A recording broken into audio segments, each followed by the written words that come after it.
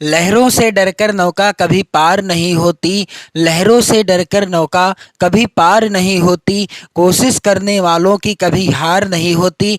जय हिंद मेरे प्यारे विद्यार्थियों, जितने भी मेरे प्यारे बच्चे कक्षा 10 के छात्र हैं, आज के इस वीडियो में मैं आपके लिए लेकर के आ चुका हूं बोर्ड परीक्षा 2024 के लिए हिंदी विषय का मॉडल पेपर। तो जितने भी मेरे प्यारे बच्चे कक्षा 10 के विद्यार्थी हैं और 2024 की बोर्ड परीक्षा में हिंदी विषय में 70 में 70 अंक फोड़ना चाहते हैं तो आज के इस वीडियो को पूरा कंप्लीट देखिएगा, क्योंकि इस वीडियो के द्वारा आप बेहतर तैयारी कर पाओगे हिंदी विषय के पेपर की। और साथ ही साथ पेपर का जो पैटर्न है वो भी बदल चुका है, प्रश्न पूछने का तरीका बदल चुका है। तो आज के इस वीडियो में मैं आपको संपूर्ण जानकारी दूंगा कि प्रश्न अब किस तरीके के पूछे जाएंगे और इस मॉडल पेपर को पूरा सॉल्व भी कराऊंगा। जी हां मेरे प्यारे बच्चों, इस मॉडल पेपर को पूरा सॉल्व कराऊंगा, हल कराऊंगा। तो जितने भी मेरे प्यारे बच्चे कक्षा 10 के विद्यार्थी हैं, वीडियो को स्किप बिल्कुल भी मत करिएगा, क्योंकि यहाँ पर जितने भी प्रश्न हैं उन प्रश्नों से संबंधित जो वेरी इंपॉर्टेंट प्रश्न और भी होंगे उन प्रश्नों को भी मैं इसी वीडियो में बताता चलूंगा। और यहाँ पर जैसा कि आप देख पा रहे हैं, हिंदी विषय का कोड क्या है, 901 है। और यहाँ पर जो 801 AE लिखा है ब्रैकेट में, यह यहाँ पर लिखा हुआ मिलेगा, यानी बदला हुआ होगा, लेकिन ये चीज जो है इधर रहेगी जब आपको बोर्ड परीक्षा का पेपर मिलेगा। तो बोर्ड परीक्षा 2024 विषय हिंदी कक्षा 10 का पेपर है। 3 घंटे 15 मिनट का समय मिलेगा आप सभी को। पेपर का पूर्णांक रहेगा 70 अंकों का। और वादा करता हूं मैं आप सभी से कि यदि आप मेरे द्वारा प्रोवाइड किए गए सभी मॉडल पेपर और महत्वपूर्ण प्रश्नोत्तरों से रिलेटेड वीडियो देख लेते हैं तो आप अच्छा स्कोर कर पाओगे हिंदी विषय में 2024 की बोर्ड परीक्षा में। तो यहाँ पर मेरे प्यारे बच्चों कुछ निर्देश दिए गए हैं। पहला निर्देश क्या है, निर्देशों को पढ़ना और इन निर्देशों के अनुसार ही आपको परीक्षा में कार्य भी करना है। पहला निर्देश है, प्रारंभ के 15 मिनट परीक्षार्थियों को प्रश्न पत्र पढ़ने के लिए निर्धारित हैं। 15 मिनट पहले ही आपको पेपर मिल जाएगा ताकि आप उसे अच्छे से पढ़ सको। और दूसरा है यहाँ पर प्रश्न पत्र 2 खंड, खंड आ एवं खंड बा में विभाजित है। पेपर जब आपका होगा बोर्ड परीक्षा का, पेपर में 2 खंड देखने को मिलेंगे, खंड आ, और खंड आ में जो है 20 अंक के बहुविकल्पी प्रश्न दिए गए होंगे। कितने मेरे प्यारे बच्चों, 20 प्रश्न होंगे बहुविकल्पी, प्रत्येक प्रश्न 1 नंबर का होगा। और जब आप ये 20 प्रश्नों का आंसर OMR शीट में सही तरीके से भरोगे, यानी सही उत्तर भरोगे इन 20 प्रश्नों का, तब आपके 20 नंबर बिल्कुल पक्के हो जाएंगे। इसमें राइटिंग वगैरह के नंबर नहीं कटेंगे, बस आप OMR शीट को अच्छे से भरिएगा। अगला खंड बा में 50 अंक के वर्णनात्मक प्रश्न दिए गए हैं, जिनका उत्तर आपको कहां पर लिखना है, आपको जो उत्तर पुस्तिका मिलेगी उस पर लिखना है, यानी कॉपी पर लिखना है। फिर यहां पर अगला है निर्देश, यानी नोट लिखा है, प्रत्येक प्रश्न के सम्मुख अंक दिए गए हैं। यहां पर आप लोग ध्यान देंगे मेरे प्यारे बच्चों, खंड आ जो है जिसमें बहुविकल्पी प्रश्न है, 20 अंक के प्रश्न हैं और 20 प्रश्न हैं। पहला प्रश्न, यहां पर ये प्रश्न आप जरूर तैयार कर लेना, क्योंकि ये प्रश्न सभी महत्वपूर्ण हैं आपकी बोर्ड परीक्षा 2024 के लिए। और एक प्रश्न के साथ साथ मैं आपको कई प्रश्न भी बताऊंगा जो आपकी बोर्ड परीक्षा 2024 में 100% पूछे जाएंगे। तो मेरे प्यारे बच्चों, वीडियो बिल्कुल भी स्किप मत करना, अन्यथा आपसे महत्वपूर्ण प्रश्न छूट जाएंगे। पहला प्रश्न है, कलम का सिपाही किस विधा पर आधारित रचना है। तो कलम का सिपाही किस विधा पर आधारित रचना है, कलम का सिपाही जीवनी विधा पर आधारित रचना है। यहां से 2 प्रश्न और आ सकते हैं, वो कौन कौन से हैं, कलम का सिपाही किसकी जीवनी है, यहां पर आप लोग ध्यान देंगे, कलम का सिपाही किसकी जीवनी है, मुंशी प्रेमचंद जी की जीवनी है। और यदि प्रश्न आता है मेरे प्यारे बच्चों, कलम का सिपाही किसकी रचना है, यानी कलम का सिपाही किसकी रचना है, तो यह रचना है अमृत राय जी की। तो यहां पर आप लोग ध्यान देंगे, तीनों महत्वपूर्ण प्रश्नों को मैंने बताया आपको, कलम कलम का सिपाही किस विधा पर आधारित रचना है? तो यह जीवनी विधा पर आधारित रचना है। और यह जीवनी किसकी जीवनी है, यानी कलम का सिपाही जो है इसमें किसके बारे में लिखा गया है? अमृत राय जी के द्वारा मुंशी प्रेमचंद जी के बारे में लिखा है, यानी यह मुंशी प्रेमचंद जी की जीवनी है। और यह रचना किसकी है? कलम का सिपाही जो रचना है इसके लेखक कौन है? अमृत राय जी हैं। तो तीनों महत्वपूर्ण प्रश्न हैं, आप जरूर तैयार कर लेना। अगला प्रश्न है घुमक्कड़ शास्त्र के लेखक कौन हैं? तो घुमक्कड़ शास्त्र के लेखक हैं राहुल सांकृत्यायन जी।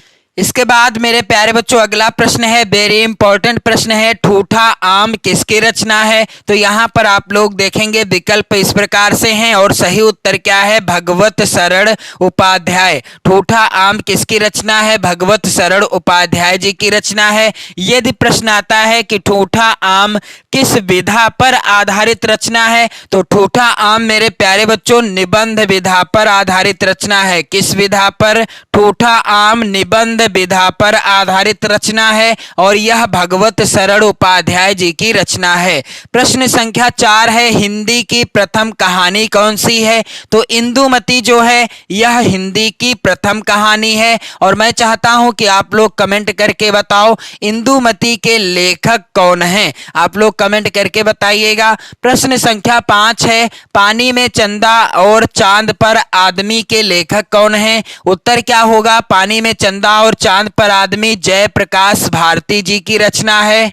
अगला प्रश्न संख्या 6 है, यहाँ पर अंजलि काव्य के रचनाकार कौन हैं? उत्तर क्या होगा? राम कुमार वर्मा जी।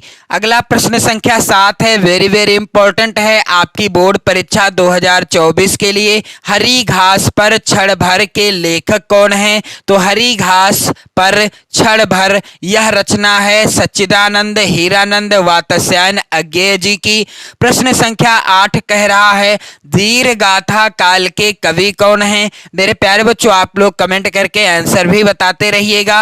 वीर गाथा काल के कवि कौन हैं? इसका उत्तर हो जाएगा यहाँ पर आप लोग ध्यान देंगे चंद बरदाई जी। और यहाँ से एक प्रश्न और आता है कि पृथ्वी राज रासो, आप लोग ध्यान दीजिएगा, पृथ्वी राज यहाँ पर राज होगा रासो, पृथ्वी राज रासो के रचनाकार कौन हैं? उत्तर हो जाएगा चंद बरदाई। और यदि प्रश्न आए पृथ्वी राज रासो किस युग की रचना है? तो यह आदिकाल, जिसे वीर गाथा काल भी कहा जाता है, आदिकाल को वीर गाथा काल भी कहा जाता है, सिद्ध सामंत काल भी कहा जाता है और चारण काल भी कहा जाता है। तो ये प्रमुख नाम है आदिकाल के। अगला प्रश्न है मेरे प्यारे बच्चों, परशुराम की प्रतीक्षा के लेखक कौन हैं? तो रामधारी सिंह दिनकर जी की यह रचना है परशुराम की प्रतीक्षा। प्रश्न संख्या 10 है, आंसू के रचनाकार कौन हैं? तो आंसू किसकी रचना है? जय शंकर प्रसाद जी की रचना है और यह काफी ज्यादा इंपॉर्टेंट रचना है आपकी बोर्ड परीक्षा 2024 के लिए। प्रश्न संख्या 11 है, यहाँ पर मेरे प्यारे बच्चों हास्य रस का स्थायी भाव क्या है? तो मैंने आपको बताया था कि हास्य रस का स्थायी भाव हास है, करुण रस का स्थायी भाव शोक है और भयानक रस का स्थायी भाव भय है और यहाँ पर रौद्र रस है। यहाँ पर ये क्या लिखा है? यह तो रस का नाम है लेकिन यहाँ पर रौद्र रस का स्थायी भाव क्या है? क्रोध है। रौद्र रस का स्थायी भाव क्रोध है। मेरे प्यारे बच्चों अगला प्रश्न है, उपमा के कितने अंग होते हैं? यानी उपमा अलंकार में या उपमा अलंकार के कितने अंग होते हैं? तो उपमेय, उपमान, उपमान, उपमेय और साधारण धर्मवाचक शब्द, ये 4 अंग होते हैं। उत्तर हो जाएगा 4। अगला प्रश्न है, रोला में कितने चरण होते हैं? तो रोला में 4 चरण होते हैं। और मेरे प्यारे बच्चों यहाँ पर आप लोग ध्यान देंगे, प्रश्न संख्या 14 है, आकर्षक शब्द में किस उपसर्ग का प्रयोग किया गया है? तो आकर्षक शब्द में किस उपसर्ग का प्रयोग किया गया है? दीर्घ आ, जिसे हम बचपन में क्या पढ़ते थे? बड़ा आ भी कहते थे। तो यहाँ पर अगला जो प्रश्न संख्या 15 है मेरे प्यारे बच्चों, शताब्दी में कौन सा समास है? तो मैंने आपको बताया था कि जिस समास का पहला पद हो संख्यावाची यानी गिनती बताने वाला, वहां पर होता है कौन सा समास? वहां पर होता होता है द्विगु समास, और यहाँ पर शताब्दी, शत अर्थात 100 और अब्दी यानी वर्षों का समूह या समाहार, तो यहाँ पर उत्तर क्या होगा? द्विगु समास होगा। इसके बाद मेरे प्यारे बच्चों प्रश्न संख्या 16 वेरी इंपॉर्टेंट है। रात का तत्सम क्या होगा? तो रात का तत्सम क्या हो जाएगा? रात्रि हो जाएगा। प्रश्न संख्या 17 है यहाँ पर तद स्त्रीलिंग शब्द का पंचमी विभक्ति बहुवचन का रूप क्या होगा? तो यहाँ पर आप लोग ध्यान देंगे, इसका उत्तर क्या हो जाएगा? उत्तर हो जाएगा मेरे प्यारे बच्चों यहाँ पर पहला ही विकल्प सही है, ताभ्य होगा। तद स्त्रीलिंग शब्द का पंचमी विभक्ति बहुवचन का रूप होगा क्या? ताभ्य हो जाएगा। प्रश्न संख्या 18 है मेरे प्यारे बच्चों वाक्य का वह भाग जो उद्देश्य के बारे में सूचना देता है कहलाता है क्या कहलाता है? यहाँ पर उत्तर हो जाएगा मेरे प्यारे बच्चों विधेय हो जाएगा। क्या? विधेय हो जाएगा, यानी वाक्य का वह भाग जो उद्देश्य के बारे में सूचना देता है वह विधेय कहलाता है। प्रश्न संख्या 19 है जब वाक्य की क्रिया के लिंग वचन और पुरुष कर्म के लिंग वचन और पुरुष के अनुसार होते हैं तो उसे कहते हैं, उसे क्या कहते हैं? उत्तर हो जाएगा कर्मणि प्रयोग। क्या कहते हैं? कर्मणि प्रयोग कहते हैं। जिन शब्दों का प्रयोग, अब यहाँ पर ये जो 3 प्रश्न पूछे गए हैं यही बदले हैं। इस बार इस तरह के प्रश्न आएंगे 3 बहुविकल्पी, और जो आगे प्रश्नों में बदलाव आया है मैं आपको आगे वीडियो में बता दूंगा। मेरे प्यारे बच्चों अगला प्रश्न संख्या 20 है जिन शब्दों का प्रयोग संज्ञा के स्थान पर किया जाता है उन्हें कहते हैं सर्वनाम। जिन शब्दों का प्रयोग संज्ञा के स्थान पर करते हैं उन्हें सर्वनाम कहा जाता है। तो यहाँ पर 20 प्रश्न आपने देखे, प्रत्येक प्रश्न 1 नंबर का होगा जिसका आंसर आपको OMR शीट में फिल करना होगा। अगला है यहाँ पर खंड बा के अंतर्गत वर्णनात्मक प्रश्न। इसमें यहाँ पर पहला प्रश्न दिया गया है निम्नलिखित गद्यांश पर आधारित 3 प्रश्नों का उत्तर दीजिए। तो यहाँ पर मेरे प्यारे बच्चों 2 गद्यांश आएंगे। यहाँ पर आप देख सकते हो 2 गद्यांश हैं और दोनों गद्यांशों के नीचे 3-3 प्रश्न दिए गए हैं। आपको किसी एक गद्यांश के नीचे दिए गए 3 प्रश्नों का उत्तर देना है। तो यहाँ पर पहला गद्यांश है जिंदगी को मौत के पंजों से मुक्त कर उसे अमर बनाने के लिए आदमी ने पहाड़ काटा है। यह गद्यांश किस पाठ से है? क्योंकि पहला प्रश्न आएगा गद्यांश का संदर्भ लिखिए। तो पहला जो गद्यांश है किस पाठ से है? अजंता शीर्षक पाठ से लिया गया है। और इस पाठ के लेखक कौन हैं? भगवत शरण उपाध्याय जी। मेरे प्यारे बच्चों भगवत शरण उपाध्याय जी के द्वारा यह पाठ रचित है। फिर अथवा में जो गद्यांश है उनके लिए ना तो बड़े बड़े वीर अद्भुत कार्य कर गए हैं और ना बड़े बड़े ग्रंथकार ऐसे विचार छोड़ गए हैं जिनसे मनुष्य जाति के हृदय में सात्विकता की उमंगें उठती हैं। तो यहाँ पर आप देख सकते हो यह गद्यांश किस पाठ से लिया गया है? तो यह लिया गया है मित्रता शीर्षक पाठ से। लेखक कौन है? आचार्य रामचंद्र शुक्ल जी। मित्रता शीर्षक पाठ के लेखक हैं आचार्य रामचंद्र शुक्ल जी हैं। और मेरे प्यारे बच्चों यह पाठ इतना ज्यादा महत्वपूर्ण है कि इस पाठ से एक ना एक गद्यांश हर साल पूछा जाता है। इसके बाद मेरे प्यारे बच्चों अगला प्रश्न संख्या 2 है। यहाँ पर दिए गए पद्यांश पर आधारित 3 प्रश्नों का उत्तर दीजिए। तो यहाँ पर जो पद्यांश है वेरी इंपॉर्टेंट है। 2 पद्यांश आएंगे। कितने? 2 पद्यांश आएंगे। आपको किसी एक पद्यांश के नीचे दिए गए 3 प्रश्नों का उत्तर करना है। तो यहाँ पर पहला पद्यांश है सागर निज छाती पर जिनके अगणित अरड़ों पोत उठाकर पहुंचाया करता था प्रमुदित भूमंडल के सकल तटों पर। यह पद्यांश लिया गया है मेरे प्यारे बच्चों स्वदेश प्रेम शीर्षक कविता से। और इस पाठ के रचनाकार हैं कौन? राम नरेश त्रिपाठी जी। इस पाठ के रचनाकार कौन हैं? राम नरेश त्रिपाठी जी हैं। और मेरे प्यारे बच्चों यहाँ पर आप लोग ध्यान देंगे अथवा में जो यहाँ पर पद्यांश है मेरी भव बाधा हरो राधा नागरी सोए जातन की झाई परे श्याम हरित दुति होए।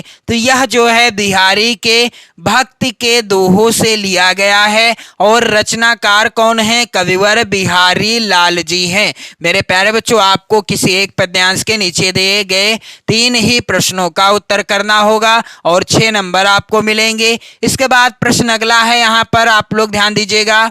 दिए गए संस्कृत गद्यांश में से किसी एक का संदर्भ सहित हिंदी में अनुवाद कीजिए। 5 नंबर मिलेंगे। जब आप किसी एक गद्यांश का संदर्भ और हिंदी अनुवाद लिखोगे तो आम स्वीकृता समया इति कथते तस्मिन् नागरिके सा ग्रामीणा नागरिका अभवत। यहाँ पर आप लोग ध्यान देंगे, यह जो गद्यांश है किस पाठ से लिया गया है? प्रबुद्धो ग्रामीणा शीर्षक पाठ से। मेरे प्यारे बच्चों, प्रबुद्धो ग्रामीणा शीर्षक पाठ से लिया गया है और जिसे मैंने पढ़ा दिया है, इस पाठ को पूरा मैं पढ़ा चुका हूं। वीडियो आप चैनल की प्लेलिस्ट में देख पाओगे। अथवा में यहाँ पर गद्यांश है मानव जीवनस्य संस्करणम संस्कृति। तो यह गद्यांश लिया गया है भारतीय संस्कृति शीर्षक पाठ से। किस पाठ से मेरे प्यारे बच्चों? भारतीय संस्कृति शीर्षक पाठ से लिया गया है। और यहाँ पर आप लोग ध्यान देंगे, अगला प्रश्न क्या है? प्रश्न संख्या 4 है मेरे प्यारे बच्चों। दिए गए संस्कृत पद्यांश में से किसी एक का संदर्भ सहित हिंदी में अनुवाद कीजिए। तो यहाँ पर पहला पद्यांश है, सर्वे भवन्तु सुखिनः सर्वे सन्तु निरामयाः सर्वे भद्राणि पश्यन्तु मा कश्चित् दुख भाग भवेत्। तो यह जो पद्यांश है किस पाठ से लिया गया है? भारतीय संस्कृति शीर्षक पाठ से लिया गया है। भारतीय संस्कृति शीर्षक पाठ से। और मेरे प्यारे बच्चों, यहाँ ध्यान देंगे, अथवा में जो यहाँ पर पद्यांश है यह किस पाठ से है? बंधनम मरणम वापि जयो वापि पराजयः उभयत्र समो वीरः वीर भावो ही वीरता। तो यह लिया गया है वीरः वीरेण पूजते, वीरः वीरेण पूजते शीर्षक पाठ से लिया गया है। और इस पाठ को मैंने पूरा पढ़ा दिया है। वीडियो आप चैनल की प्लेलिस्ट में देख पाओगे। आपको करना क्या है? किसी एक का संदर्भ और हिंदी अनुवाद लिखना है, जिसके लिए 5 नंबर आपको मिलेंगे। मेरे प्यारे बच्चों, यहाँ पर 5वें नंबर का प्रश्न है, अपने पठित खंड काव्य के आधार पर निम्नलिखित प्रश्नों में से किसी एक का उत्तर दीजिए। तो यहाँ पर आप देखेंगे प्रत्येक खंड काव्य से 2-2 प्रश्न आए हुए हैं। आप लोग कमेंट करो कि आप किस जिले से हैं, ताकि मैं आपको बता सकूं कि आपके जिले के लिए कौन सा खंड काव्य निर्धारित है। और आपको अपने जिले के अनुसार जो खंड काव्य निर्धारित है उसी के जो 2 प्रश्न होंगे उनमें से आपको एक प्रश्न का उत्तर देना होगा, जिसके लिए 3 नंबर आपको मिलेंगे। तो यहाँ पर आप देख सकते हो, स्क्रीनशॉट भी ले सकते हैं। प्रत्येक खंड काव्य से 2-2 प्रश्न हैं और ये सभी प्रश्न काफी ज्यादा इंपॉर्टेंट हैं, कई बार बोर्ड परीक्षाओं में भी आए हुए हैं। इसके बाद प्रश्न संख्या 6 का दिया गया है कि दिए गए लेखकों में से किसी एक लेखक का जीवन परिचय लिखते हुए उनकी प्रमुख रचना का उल्लेख कीजिए। तो यहाँ पर आप लोग ध्यान देंगे 5 नंबर का आएगा प्रश्न। आपको किसी एक लेखक का जीवन परिचय और उनकी प्रमुख रचना का उल्लेख करना होगा। 5 नंबर आपको मिल जाएंगे। यहाँ पर आप देख सकते हो महत्वपूर्ण लेखकों का नाम दिया गया है, डॉक्टर राजेंद्र प्रसाद, जयशंकर प्रसाद, आचार्य रामचंद्र शुक्ल। इसके बाद मेरे प्यारे बच्चों अगला है प्रश्न खा के अंतर्गत, यानी यहाँ पर 6 खा के अंतर्गत दिए गए कवियों में से किसी एक कवि का जीवन परिचय देते हुए उनकी एक प्रमुख रचना का उल्लेख कीजिए। तो यहाँ पर आपको किसी एक कवि का जीवन परिचय और उनकी एक प्रमुख रचना का नाम लिखना होगा। 5 नंबर यहाँ पर भी आपको मिलेंगे। फिर प्रश्न संख्या 7 इस प्रकार से आएगा, अपनी पाठ्य पुस्तक में से कंठस्थ कोई एक श्लोक लिखिए जो इस प्रश्न पत्र में ना आया हो। 2 नंबर का प्रश्न आएगा। और प्रश्न संख्या 8 है, निम्नलिखित प्रश्नों में से किन्हीं 2 प्रश्नों का उत्तर संस्कृत में दीजिए। तो यहाँ पर आप लोग ध्यान देंगे, इस बार संस्कृत के प्रश्न आएंगे और प्रत्येक प्रश्न का उत्तर देने पर आपको 1 नंबर मिलेगा, यानी एक प्रश्न के लिए 1 नंबर निर्धारित है और 2 नंबर आपको मिलेंगे जब आप किन्हीं 2 प्रश्नों का उत्तर संस्कृत में दोगे। मेरे प्यारे बच्चों, इसका स्क्रीनशॉट ले लेना, इन प्रश्नों को तैयार जरूर कर लेना। प्रश्न संख्या यहाँ पर 9 है, निम्नलिखित में से किसी एक विषय पर निबंध लिखिए। बेरोजगारी एक अभिशाप, पर्यावरण प्रदूषण, विज्ञान अभिशाप या वरदान, परहित सरिस धर्म नहीं भाई। वेरी इंपॉर्टेंट हैं ये सभी निबंध, इन्हें आप जरूर तैयार कर लेना। मेरे प्यारे बच्चों, इस बार निबंध पर आधारित जो प्रश्न आएगा 7, 7 नंबर का आएगा। कितने? 7 नंबर का आएगा। 2023 में 9 नंबर का प्रश्न आया था निबंध पर आधारित। इसके बाद प्रश्न संख्या 10 ये भी जुड़ा हुआ है। छात्रवृत्ति के लिए अपने प्रधानाचार्य को एक पत्र लिखिए अथवा अपने मित्र को बड़े भाई के विवाह में सम्मिलित होने का निमंत्रण देते हुए एक पत्र लिखिए। मेरे प्यारे बच्चों, यह जो प्रश्न आएगा 4 नंबर का आएगा। आपको किसी एक प्रश्न का उत्तर देना है, 4 नंबर आपको मिल जाएंगे। तो यहाँ पर आप लोग ध्यान दीजिएगा, वीडियो को शेयर कर देना, लाइक कर देना। और सेम ऐसे ही पैटर्न पर आएगा 2024 बोर्ड परीक्षा का पेपर। आप लोग कमेंट करके जरूर बताना आप किस जिले से हैं, ताकि मैं आपको बता सकूं कि आपके जिले में कौन सा खंड काव्य जो है पाठ्यक्रम के लिए शामिल किया गया है। मेरे प्यारे बच्चों, वीडियो शेयर कर दें, लाइक कर दें। पढ़ते रहें, मस्त रहें, स्वस्थ रहें, अपने प्यार भरे कमेंट भी करते रहें। जय हिंद।